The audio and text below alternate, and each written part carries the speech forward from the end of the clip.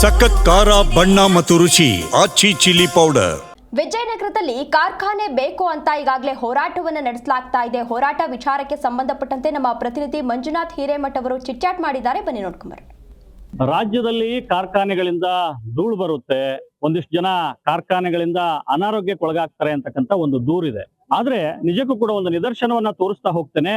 ವಿಜಯನಗರ ಜಿಲ್ಲೆ ಹಗರಬೊಮ್ಮನಹಳ್ಳಿ ತಾಲೂಕಿನ ಮರಬನಹಳ್ಳಿ ಗ್ರಾಮ ಪಂಚಾಯತಿ ವ್ಯಾಪ್ತಿಯ SLR ಮೆಟಾಲಿಕ್ಸ್ ಅಂತಕ್ಕಂಥ ಒಂದು ಏನ್ ಕಂಪನಿ ಇದೆ, ಆ ಕಂಪನಿ ಪರವಾಗಿ ನಿಜಕ್ಕೂ ಕೂಡ ನೂರಾರು ಜನ ಆ ಕಂಪನಿ ಉಳಿಬೇಕು, ಆ ಕಂಪನಿಯನ್ನ ಉಳಿಸೋ ನಿಟ್ಟಿನಲ್ಲಿ ನಾವೆಲ್ಲ ಆ ಕಂಪನಿ ಜೊತೆಗೆ ಇರ್ತೇವೆ ಅನ್ನುವಂಥದ್ದು ಕೂಡ ಸಾಕಷ್ಟು ಜನ, ನೂರಾರು ಜನ ಆ ಕಂಪನಿಯಲ್ಲಿ ಕೆಲಸ ಮಾಡ್ತಕ್ಕಂಥರಾಗಿರ್ಬೋದು, ರೈತರಾಗಿರ್ಬೋದು, ಬಹಳಷ್ಟು ಜನ ಆ ಕಂಪನಿ ಪರವಾಗಿನೇ ನಿಂತ್ಕೊಂಡಿದ್ದಾರೆ. ಇನ್ನೂ ಒಂದು ವಿಶೇಷ ಏನು ಅಂತ ಹೇಳಿದ್ರೆ, ಈ ಒಂದು ಕಂಪನಿ ವಿರುದ್ಧವಾಗಿ ಒಂದು ಷಡ್ಯಂತ್ರ ನಡೀತಾ ಇದೆ.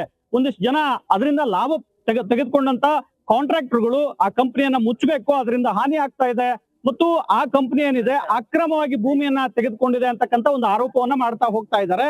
ಸೊ ಇದರ ನೈಜತೆ ಏನು ಅನ್ನುವಂಥದ್ದು ಕೂಡ ಒಂದಿಷ್ಟು ಜನ, ಅಂದ್ರೆ ಮರಬನಹಳ್ಳಿ ಗ್ರಾಮ ಪಂಚಾಯತಿ ವ್ಯಾಪ್ತಿಯ ನೂರಾರು ಜನ ಕೂಡ ನಮ್ ಜೊತೆ ಇದ್ದಾರೆ. ಯಾಕಂತ ಹೇಳಿದ್ರೆ ಒಂದು ಕಂಪನಿ ಅನ್ನ ಕೊಡ್ತಕ್ಕಂಥ ಕಂಪನಿ, ಆ ಕಂಪನಿಯಿಂದ ನಾವು ಸಾಕಷ್ಟು ಲಾಭವನ್ನ ತೆಗೆದುಕೊಂಡಿದ್ದೇವೆ ಮತ್ತು ಬದುಕನ್ನ ಕಟ್ಕೊಂಡಿದ್ದೇವೆ ಅನ್ನುವಂಥದ್ದು ಕೂಡ ಇಲ್ಲಿ ಇರ್ತಕ್ಕಂಥ ಜನಗಳು ಹೇಳ್ತಾ ಇದ್ದಾರೆ.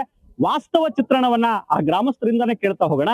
ಸರಿಗ ಒಂದು ಕಂಪನಿ ಅಂದ್ರೆ ಅದರಿಂದ ಸಾಕಷ್ಟು ಏನ್ ಲಾಭವನ್ನ ತೆಗೆದುಕೊಂಡಿದ್ದಾರೆ, ಅದರಿಂದ ಸಾಕಷ್ಟು ಜನ ಬದುಕು ಕಟ್ಕೊಂಡಿದ್ದಾರೆ ಅಂತಕ್ಕಂಥ ಒಂದು ಮಾತಿದೆ. ಸೊ ಕಂಪನಿ ವಿರುದ್ಧವಾಗಿ ರಾಜ್ಯದಲ್ಲಿ ಬೇರೆ ಬೇರೆ ಕಡೆ ಒಂದು ಕಂಪ್ಲೇಂಟ್ ಇರುತ್ತೆ, ಧೂಳು ಬರುತ್ತೆ, ಅದರಿಂದ ಸಾಕಷ್ಟು ಜನ ಅನಾರೋಗ್ಯಕ್ಕೆ ಒಳಗಾಗ್ತಾರೆ ಅಂತಕ್ಕಂಥ ಒಂದು ಮಾತಿದೆ. ಆದ್ರೆ ಕಂಪನಿಯ ಪರವಾಗಿನೇ ಸಾಕಷ್ಟು ಜನ, ಇವತ್ತು ನೂರಾರು ಜನ ಬಂದಿದ್ದೀರಿ, ಆ ಕಂಪನಿಯಿಂದ ಏನ್ ಲಾಭ ತೆಗೆದುಕೊಂಡಿದ್ದೀರಿ ಮತ್ತು ಈ ಕಂಪನಿ ವಿರುದ್ಧವಾಗಿ ಒಂದಿಷ್ಟು ಜನ ಷಡ್ಯಂತ್ರ ಮಾಡ್ತಾ ಇದ್ದಾರೆ ಅಂತ ಹೇಳ್ತಾ ಇದ್ದೀರಿ. ಏನು ಇದರ ಸತ್ಯಾಸತ್ಯತೆ ಏನು ಅಂತ?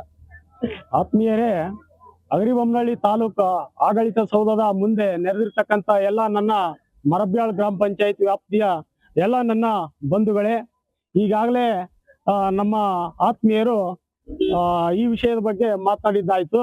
ನಾನು ಒಂದೇ ಒಂದು ವಿಷಯವನ್ನ ಸ್ಪಷ್ಟಪಡಿಸ್ತಾ ಇದ್ದೇನೆ. ಇದು ನಾನು ಹೇಳ್ತಕ್ಕಂಥ ವಿಷಯ ಅಲ್ಲ. ಈ ನಾಡು ಕಂಡಂತಹ, ಈ ದೇಶ ಕಂಡಂತಹ ಸರ್ ಎಂ ವಿಶ್ವೇಶ್ವರಯ್ಯನವರು ಹೇಳ್ತಾ ಇರ್ತಕ್ಕಂಥದ್ದು ಏನು ಅಂದ್ರೆ, ಕೈಗಾರಿಕೆಗಳು ದೇಶದ ಆರ್ಥಿಕ ಅಭಿವೃದ್ಧಿಯ ಬೆನ್ನೆಲುಬುಗಳು. ಕೈಗಾರಿಕೆಗಳು ಮನುಷ್ಯನ ಬದುಕಿನ ಅವಿಭಾಜ್ಯ ಅಂಗಗಳು. ಹಾಗಾಗಿ ಕೈಗಾರಿಕೆಗಳು ಎಲ್ಲೆಲ್ಲಿ ಸ್ಥಾಪನೆ ಆಗ್ತವೋ ಅಲ್ಲಲ್ಲಿ ಉದ್ಯೋಗ ಸಿಗುತ್ತೆ ಮತ್ತು ಅಲ್ಲಿಯ ಕುಟುಂಬಗಳು ಆರ್ಥಿಕವಾಗಿ ಅಭಿವೃದ್ಧಿ ಆಗ್ತವೆ. ಮುಖ್ಯವಾಗಿ ಒಂದು ರಾಜ್ಯ, ಒಂದು ದೇಶ ಆರ್ಥಿಕವಾಗಿ ಅಭಿವೃದ್ಧಿ ಆಗ್ಬೇಕಂದ್ರೆ ಬರೀ ವ್ಯವಸಾಯವನ್ನ ಅವಲಂಬಿಸಿದ್ರೆ ಆಗಲ್ಲ. ಕಂಪನಿ ಅಧಿಕಾರಿಗಳ ಮೇಲೆ ಡಿಮ್ಯಾಂಡ್ ಇಟ್ಟು ಆಂತರಿಕವಾಗಿ ಅವರನ್ನ ಬ್ಲಾಕ್ ಮೇಲ್ ಮಾಡ್ತಕ್ಕಂಥ ತಂತ್ರ ಇದಾಗಿತ್ತು ಅಂತಕ್ಕಂಥದ್ದು ನಮಗೆ ಗೊತ್ತಿದೆ. ಮಹಾಜನಗಳೇ, ಇದು ಇಲ್ಲಿರ್ತಕ್ಕಂತಹ ಏನು ಒಂದಿಷ್ಟು ಜನ ಹೇಳ್ತಾ ಇರ್ತಕ್ಕಂಥದ್ದು ಏನು ಅಂತ ಹೇಳಿದ್ರೆ, ಕೈಗಾರಿಕೆಗಳು ಈ ದೇಶದ ಆರ್ಥಿಕ ಅಭಿವೃದ್ಧಿಗೆ ದಿಕ್ಸೂಚಿಗಳಾಗಿರ್ತವೆ. ಇದೇ ಕಂಪನಿಗಳು ಇವತ್ತು ನಮ್ಮ ಗ್ರಾಮೀಣ ಭಾಗದ ಜನಗಳಿಗೆ ಬದುಕನ್ನು ಕಟ್ಟಿಕೊಟ್ಟಿದ್ದಾವೆ. ಹಾಗಾಗಿ ಕಂಪನಿ ಪರವಾಗಿ ನಾವು ನಿಲ್ತೇವೆ. ಷಡ್ಯಂತ್ರ ಮಾಡ್ತಕ್ಕಂಥವ್ರು ಕೇವಲ 5% ಜನ. ಹಾಗಾಗಿ ಕಂಪನಿ ಉಳಿಬೇಕು, ಕಂಪನಿ ಬೆಳೆಸುವಂತ ನಿಟ್ಟಿನಲ್ಲಿ ನಾವೆಲ್ಲರೂ ಕೂಡ SLR ಮೆಟಾಲಿಕ್ಸ್ ಕಂಪನಿಯ ಪರವಾಗಿ ಇರ್ತೇವೆ ಅನ್ನುವಂಥದ್ದು ಕೂಡ ಇಲ್ಲಿರ್ತಕ್ಕಂಥ ಜನಗಳು ಹೇಳ್ತಾ ಇರ್ತಕ್ಕಂಥದ್ದು. ವಿಜಯನಗರದಿಂದ ಮಂಜುನಾಥ್, ಜಿ ನ್ಯೂಸ್ ಕನ್ನಡ.